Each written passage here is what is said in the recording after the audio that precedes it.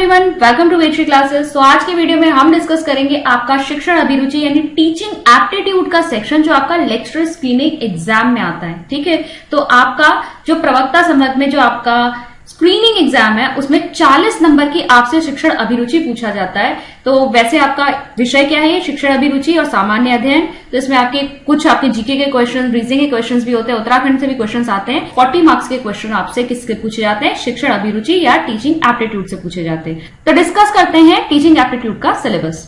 तो ये आप देख सकते हैं, प्रश्नों की संख्या 40 और 40 मार्क्स का पूछा जाता है, यानी एक प्रश्न आपका 1 नंबर का हो गया। क्या क्या पूछा जाएगा आपसे, भारतीय शिक्षा व्यवस्था के ऊपर आपसे क्वेश्चन पूछे जाएंगे। जितने भी आपके आजादी के बाद आयोग आए हैं शिक्षा से रिलेटेड, राधा कृष्ण आयोग हो गया, मुदालियर आयोग, कोठारी आयोग, विश्वविद्यालय अनुदान आयोग जो आपका यूजीसी होता है, फिर आपका एनसीईआरटी से आपके क्वेश्चन आएंगे। इसके अलावा आपका जो एनसीटीई है, राष्ट्रीय अध्यापक शिक्षा परिषद से क्वेश्चन पूछे जाएंगे। राष्ट्रीय शिक्षा नीति 1986 के बारे में यहाँ पे लिखा हुआ है, राष्ट्रीय ज्ञान आयोग लिखा हुआ है। समानता के लिए शिक्षा, सर्व शिक्षा अभियान से जो है क्वेश्चन पूछे जाएंगे। शिक्षा का अधिकार जो है आपका राइट टू एजुकेशन, उससे क्वेश्चन आ सकते हैं। और आपका राष्ट्रीय उच्चतर शिक्षा अभियान यानी आपका जो रूसा है, रूसा से आपके क्वेश्चन आएंगे यहाँ पर।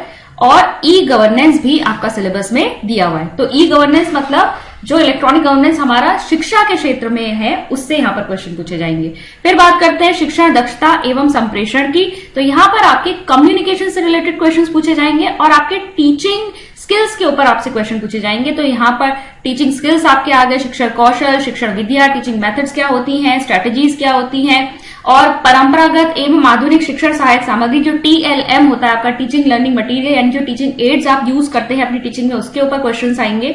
शिक्षा प्रक्रिया एवं संप्रेषण जो टीचिंग प्रोसेस होता है, उसमें कम्युनिकेशन की इंपॉर्टेंस, कम्युनिकेशन कितने प्रकार के होते हैं, अच्छे संप्रेषण की विशेषताएं क्या होती हैं, ये आपको पता होना चाहिए। फिर मूल्य आधारित शिक्षा की बात होगी, वैल्यू एजुकेशन की। तो व्यक्तिगत यानी पर्सनल लेवल पर आपके क्या वैल्यूज होने चाहिए, सामाजिक मूल्य क्या होने चाहिए, सोशल वैल्यूज होनी चाहिए आपके अंदर। मूल्यों के ह्रास का कारण क्या है आजकल, क्यों वैल्यूज जो है आजकल लोगों में डिग्रेडेड होती जा रही है, कम होती जा रही है, और शिक्षा के द्वारा हम इन मूल्यों को कैसे उठा सकते हैं, कैसे बच्चों के अंदर वैल्यूज डाल सकते हैं। फिर कक्षा अनुशासन के यहाँ पर बात की जाएगी, डिसिप्लिन पे आपसे क्वेश्चन पूछे जाएंगे, विद्यालय अनुशासन यानी कि स्कूल डिसिप्लिन। और शैक्षिक नियोजन एवं प्रशासन में आपको पढ़ना है कि स्कूल का एडमिनिस्ट्रेशन और मैनेजमेंट किस तरीके से किया जाता है, बेसिकली स्कूल ऑर्गेनाइजेशन को किस तरीके से चलाया जाएगा, किस तरीके से वहां प्लानिंग होती है, मैनेजमेंट होता है, एडमिनिस्ट्रेशन होता है, वो सब यहाँ पर आपको पढ़ना है। फिर अगर हम 5th पॉइंट देखें तो विद्यालय में अनुपस्थिति व विद्यालय छोड़ने के कारण एवं समाधान क्या हो सकते हैं। क्यों बच्चे जो है क्लासरूम में नहीं आते हैं, अटेंड नहीं करते हैं स्कूल, क्यों अनुपस्थित रहते हैं, विद्यालय बीच में ही छोड़ने के क्या कारण होते हैं, और किस तरीके से इस समस्या का समाधान किया जा सकता है, इसके विषय में हम यहाँ पे बात करेंगे। फिर है आपका शिक्षा में कंप्यूटर का क्या यूज है। ठीक है, यानी ये कंप्यूटर शिक्षा, इसके विषय में पढ़ना है। यहाँ पर कंप्यूटर का आधारभूत ज्ञान होना चाहिए। तो बेसिक क्वेश्चन आपके यहाँ पर कंप्यूटर से पूछे जाते हैं कि कंप्यूटर से रिलेटेड जो बेसिक ज्ञान आप एक टीचर को होना चाहिए, उससे रिलेटेड क्वेश्चंस होंगे। फिर इसकी आवश्यकता क्या है शिक्षा के क्षेत्र में, आज क्या इसका प्रयोग है, उसके ऊपर पूछा जाएगा। शैक्षिक तकनीक की अगर हम बात करें तो यहाँ पर एजुकेशनल टेक्नोलॉजी में आपकी जितनी भी इंपॉर्टेंट चीजें हैं, जैसे कि माइक्रो टीचिंग हो गया, एसएसएसटी हो गया, इसके अलावा आपके इनोवेशंस हो गए, प्रोग्राम इंस्ट्रक्शंस हो गया, ये सब शैक्षिक तकनीकों में आ जाएगा। ठीक है, हार्डवेयर सॉफ्टवेयर अप्रोच के विषय में यहाँ पर हम पढ़ेंगे। प्रकृति क्या होती है एजुकेशन टेक्नोलॉजी के, प्रकार क्या होते हैं, क्या इसकी आवश्यकताएं हैं, क्या उपयोग है एजुकेशनल टेक्नोलॉजी के एजुकेशन के फील्ड में। शिक्षण व्यवसाय एवं कार्य संतुष्टि। तो बेसिकली हम यहाँ टीचिंग प्रोफेशन को समझेंगे, टीचिंग प्रोफेशन क्या है और किस तरीके से एक पर्सनल लेवल पर एक टीचर को सेटिस्फैक्शन मिल सकता है। ठीक है, तो टीचिंग फील्ड में जो कार्य संतुष्टि है उसका कितना योगदान है, टीचर कैसे सेटिस्फाइड फील करेगा। ठीक है, फिर विद्यार्थियों के व्यक्तित्व विकास में शिक्षक की क्या भूमिका होती है, क्योंकि आपको जब बच्चे को पढ़ाना है तो आपको उसकी ओवरऑल पर्सनालिटी को डेवलप करना है, होलिस्टिक डेवलपमेंट की यहाँ पर बात होती है। तो विद्यार्थियों के व्यक्तित्व विकास में शिक्षक की क्या भूमिका है, टीचर कैसे रोल अपना निभा रहा है, उसके विषय में यहाँ बात होगी।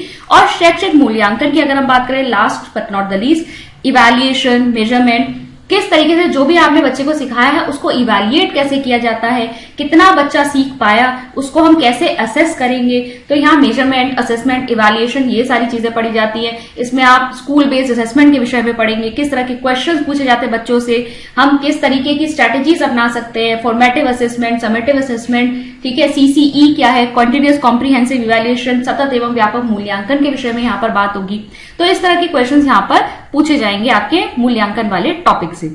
और जहां तक मेरी समझ है, पिछली बार भी आपके क्वेश्चन जो है करंट से भी पूछे गए थे जब हम ई गवर्नेंस वगैरह की बात करें। तो यहां पर अब आपकी जो है राष्ट्रीय शिक्षा नीति 2020 जो है वो आपकी आ चुकी है। तो आपकी न्यू एजुकेशन पॉलिसी पर से भी क्वेश्चन यहां पर बनना तय है। मेरे हिसाब से वहां पे से भी क्वेश्चन पूछे जाएंगे। तो न्यू एजुकेशन पॉलिसी NEP 2020 को भी हम यहां पर कवर करेंगे, जिससे कि हमारे यहां से जो क्वेश्चंस आने वाले हैं वो भी कवर हो सके। तो ये आपका एक सिलेबस है जिसको मैंने यहाँ पे थोड़ा ब्रीफली आपको बताया कि किस तरीके से हम इसको कवर करने वाले हैं और क्या क्या टॉपिक्स हैं जिससे क्वेश्चंस यहाँ पर पूछे जाते हैं। वेटेज काफी ज्यादा है, 40 नंबर आप देख रहे हैं। 150 में से 40 नंबर का आपका सिर्फ शिक्षण अभिरुचि या टीचिंग एप्टीट्यूड है, तो इस पे आपको काफी फोकस करना है। टॉपिक इजी ही होते हैं यहाँ पर। आप अपने बीएड के करिकुलम के दौरान भी ये सब चीजें पढ़ चुके हैं, तो आपको इस पर एक बार पकड़ बनाने में कोई ज्यादा दिक्कत नहीं होगी और हम आपकी पूरी मदद करेंगे कि आप इन टॉपिक्स को अच्छी तरीके से प्रिपेयर कर पाए। तो आई होप आज की वीडियो में आपको सिलेबस का अंदाजा हुआ होगा, किस तरीके से आपको कवर करना है लेक्चर स्क्रीनिंग के टीचिंग एप्टीट्यूड के टॉपिक्स को, वो आपको एक क्लैरिटी मिली होगी। मैं मिलती हूं आपसे नेक्स्ट वीडियो में। Thank you.